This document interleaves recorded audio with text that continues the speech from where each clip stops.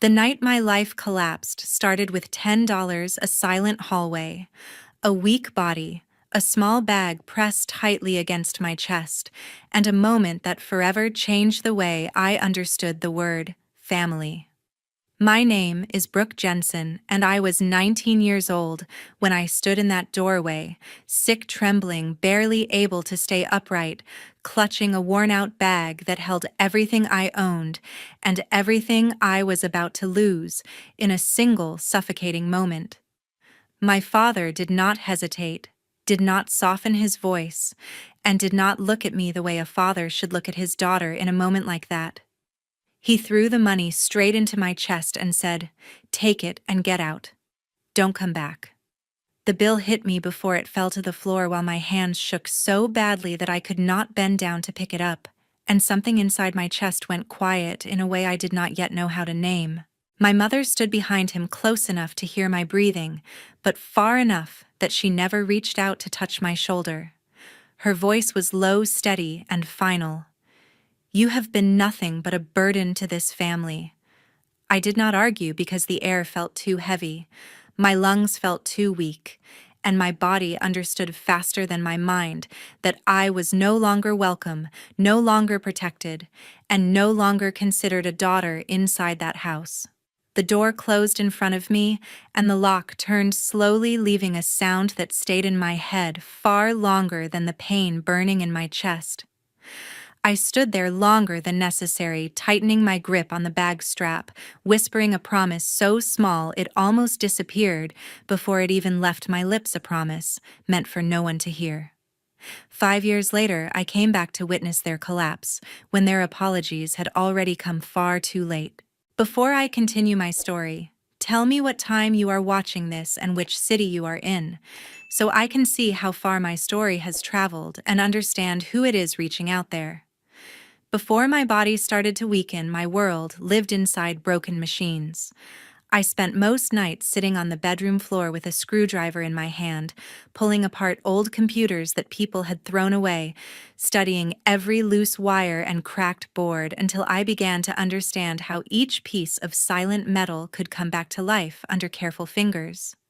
I did not have money for proper tools, so I used bent kitchen knives to pry open cases and wrapped electrical tape around parts that should have been replaced because I wanted to understand how machines thought long before I believed anyone would care what I thought. I taught myself programming through free online manuals that loaded slowly on our unstable internet reading lines of code until my eyes burned, writing small programs, deleting them, rewriting them, learning from every failure without telling anyone in the house what I was building because no one ever asked where my time went when I disappeared after dinner. My father Thomas laughed the first time he saw a circuit board on the kitchen table and said it looked like a waste of time for something that would never feed a family, while my mother Karen barely looked up from folding laundry before saying that technology was not a serious path for a girl who should be thinking about practical work. My sister Brittany never had to explain what she wanted because her interests were treated as important without question, while mine were brushed aside as childish distractions that would pass if ignored long enough. My mother once stood in the doorway of my room and told me that girls like me did not belong in technology. Her words calm but heavy, saying that computers were built for people who were stronger, more confident, more suited for that world, and that I should focus on something simpler before I embarrass myself. I stopped talking about it after that, but I never stopped learning, saving small programs onto an old, cracked USB drive that I had found in a drawer, treating it like a secret archive of every idea I was too afraid to share, hiding it in the back of a wooden cabinet under textbooks and forgotten notebooks, so no one would accidentally discover it and throw it away. I worked quietly, repairing neighbors' abandoned machines without charging money, just to feel the satisfaction of a screen lighting up again, feeling my heart steady every time a device responded to something I had written, because those moments were the only times I felt fully awake inside a house that had no space for the version of me that loved invisible systems. By the time my hands started to shake from exhaustion, most nights I already knew that machines understood me in a way people in my own home never tried to.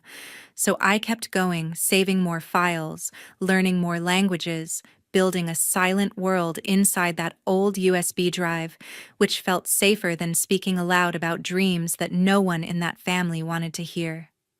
Not long after that, my health started to fall apart quietly. At first, the changes felt small enough for me to ignore, because I believed that if I stayed quiet and kept moving forward, I could outpace whatever weakness was creeping inside my body. I pushed myself through dizziness, shallow breaths, and trembling hands, refusing to admit that something was slowly breaking inside a body that no longer felt fully under my control, even during moments when I tried to pretend that everything was still normal. The fainting started without warning and quickly became impossible to hide. Sometimes it happened in the hallway, sometimes in the kitchen, and sometimes in my room while I tried to sit upright. I would wake up on the cold floor with a bitter taste in my mouth and a strange pressure in my chest, already knowing that another clinic visit was coming before anyone mentioned it, feeling a quiet dread settle in before I even stood up. The clinic slowly became part of my life, even though it never felt normal. The white waiting rooms felt colder each time the plastic chairs felt harder, and the forms felt heavier in my hands. I struggled to answer questions honestly because I could already sense that every visit meant another bill my family did not want to face, another silent conversation forming behind closed doors. The envelopes started appearing in the mailbox more often. They sat on the dining table like silent weights that no one wanted to move. The sound of them being opened created more tension than any argument, because their presence alone reminded everyone that something in the house was no longer under control, something that could not be ignored much longer. Mom began avoiding my eyes whenever I tried to talk. She kept herself busy with unnecessary chores, folding clothes that were already clean, and wiping counters that did not need attention. She acted as if staying occupied could protect her from having to acknowledge what was happening to me, as though looking away could somehow make the truth fade. Dad stopped hiding his frustration as the bills grew. He complained openly about money, about stress, and about how tired the house felt. He talked about how exhausted he was, how simple life used to be, and how everything felt heavier now. He never realized that every word landed deeper in my chest than the illness itself, carving a quiet kind of hurt that never showed on any medical chart. Brittany responded with clear discomfort. She rolled her eyes when I moved slowly through the hallway. She sighed when I took too long in the bathroom. She tapped her fingers impatiently if I needed the TV volume lowered. Her irritation made it clear that my presence had become something she tolerated, not something she accepted, and that realization settled into me more painfully than any physical weakness ever could. The doctor told me to rest and warned me not to push my body further. Those instructions were treated like background noise inside our home. No one adjusted their expectations. No one treated the advice as something real or urgent, and the meaning behind those words faded quickly into the air. I tried to follow the doctor's words whenever I could. I spent more time lying still even when my thoughts refused to slow down. I listened to doors closing softly and footsteps passing my room. I heard voices lower when money was mentioned. I began to feel less like a person and more like a problem that everyone was forced to manage, a quiet burden that moved through the house without a place to truly rest. As my strength faded, I finally understood the truth. My existence had turned into numbers on paper, quiet arguments, and uncomfortable silences. I was no longer measured by who I was, only by what I cost, what I disrupted, and how much space I took inside a house that stopped feeling like a home. One cold night changed everything inside that house. The air felt heavy in a way I could not explain, as if the walls themselves were waiting for something terrible to finally happen. My body still felt weak from days of exhaustion, but I stood quietly, holding myself together by habit, because that had become the only thing I knew how to do without asking for help. Dad stepped forward without hesitation. His hand moved fast, almost careless, when he threw the $10 bill straight into my chest. I felt the edge of the paper hit my skin before it fell to the floor. His voice did not shake when he said, "That's all you get." There was no anger in his tone, only certainty which somehow hurt more than shouting ever could. Mom did not argue or hesitate. She carried my bag across the room and threw it onto the floor near my feet without saying a single word. The sound of the bag hitting the ground felt louder than the house itself, because it was not just fabric touching wood, it was the sound of being removed from a place I had once believed was mine. Brittany stood near the wall and watched everything happen. She did not move closer. She did not turn away. Her face showed no surprise and no concern. She simply observed as if she were watching something that did not involve her, something that would not follow her after the door closed. I bent down slowly to pick up my bag, moving carefully so my legs would not give out. Before I stood up, I walked quietly to the corner of the room and reached for the old laptop I had hidden for so long. My fingers wrapped around its cracked surface and worn edges. I slid it gently into my bag because it was the only thing I owned that still felt alive, the only thing that still connected me to the version of myself I had protected in silence. I walked toward the door without looking back. Each step felt heavier than the last, not because of the bag, but because something inside me understood that this moment could never be undone. When I stepped outside, the cold air touched my face and the door closed behind me. I heard the lock turn slowly. That sound stayed inside my chest longer than the cold ever did. My body trembled as I walked down the street, not because I was afraid of the dark, but because my strength was fading.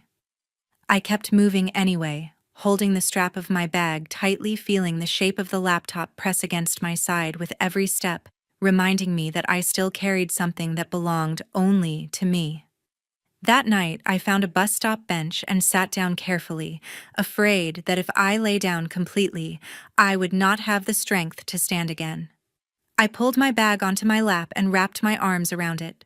I held the laptop through the thin fabric as if it were something fragile and valuable, because in that moment it was the only thing I had left that felt like a future. My eyes closed slowly as the cold crept into my bones. I slept sitting upright with my back against the metal bench, holding the bag close to my chest.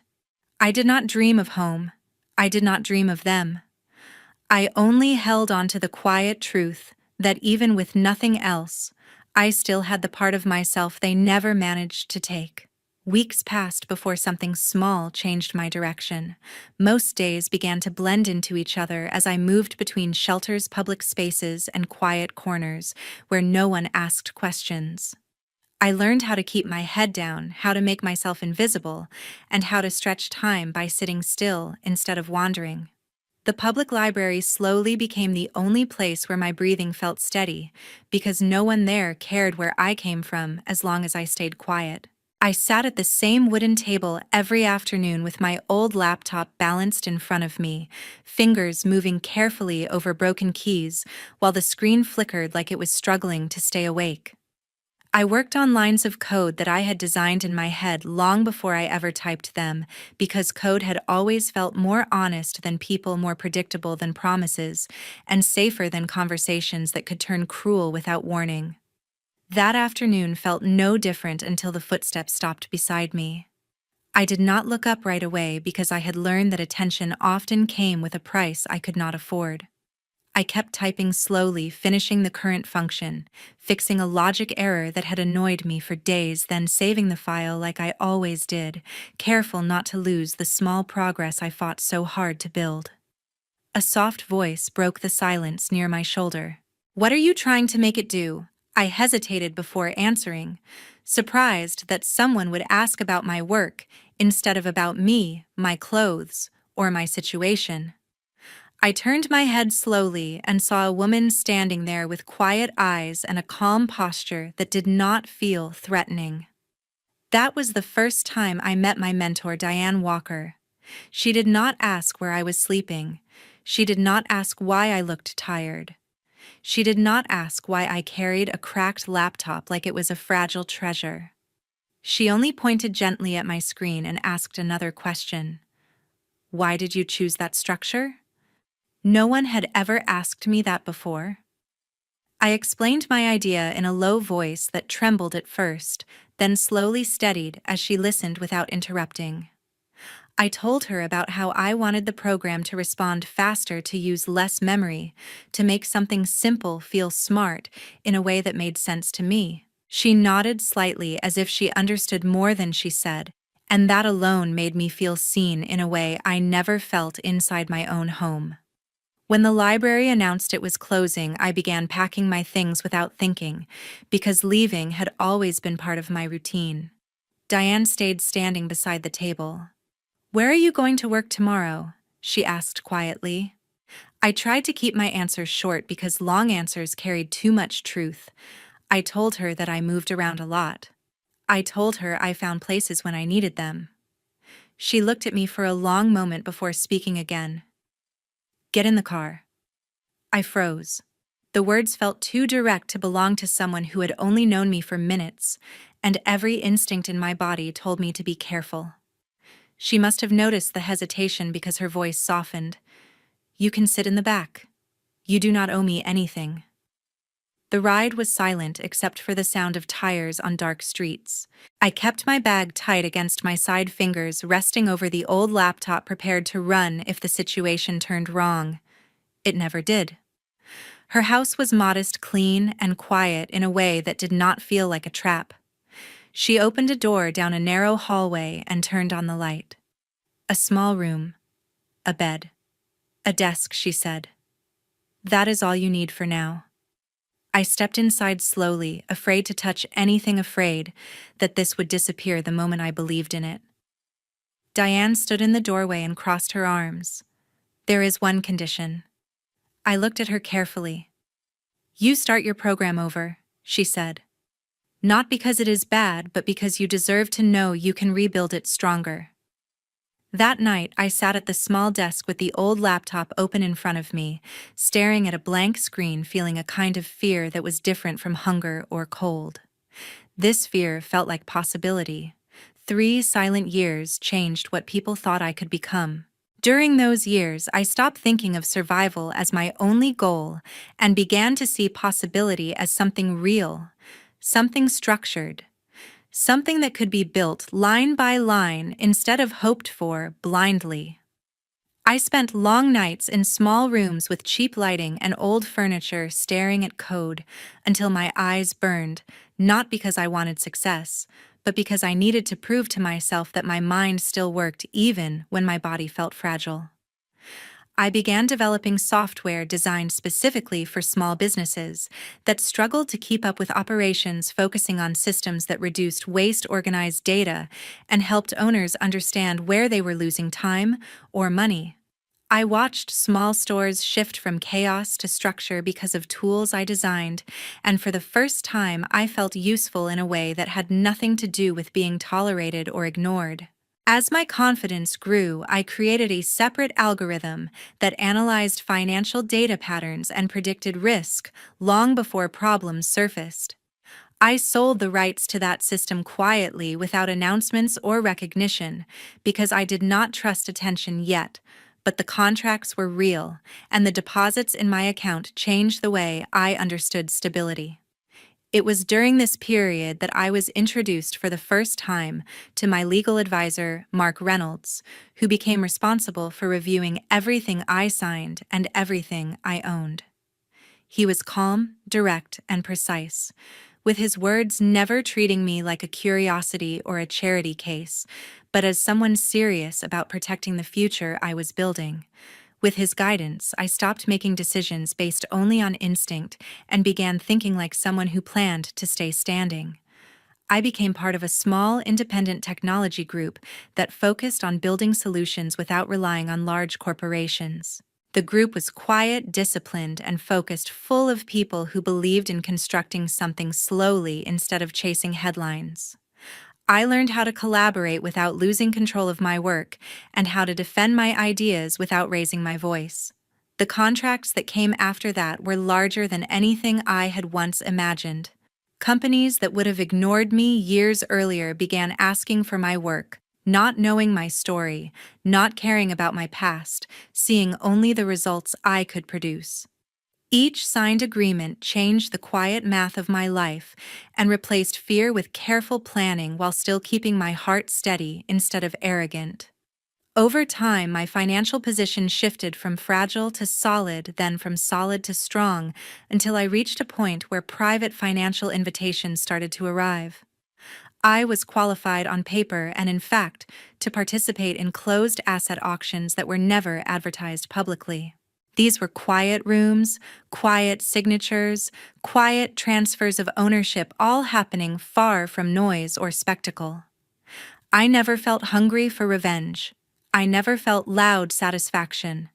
What I felt was a calm control that had been missing my entire life, a steady awareness that I no longer needed permission to exist, to choose, or to stand in rooms that once would have felt unreachable. By the end of those 3 years, I was no longer surviving inside the shadow of what I lost. I was building inside the reality of what I had earned. 5 years after I disappeared from their lives. Time had moved in strange directions for all of us, yet I did not learn about their downfall through rumors or emotional messages, but through cold systems and quiet data that showed no sympathy.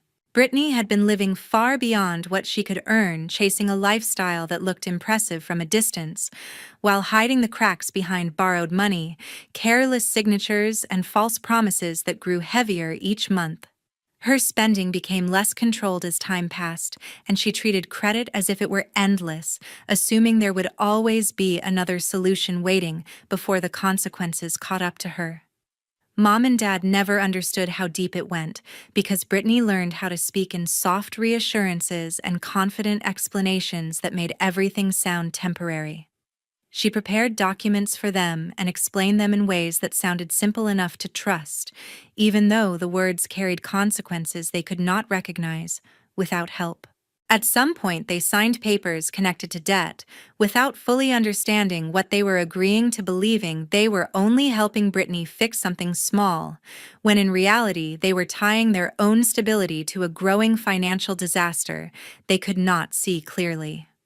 When creditors started asking real questions, Brittany stopped answering her phone. Her behavior shifted quietly at first, then turned into long absences and locked doors inside the same house she had once controlled.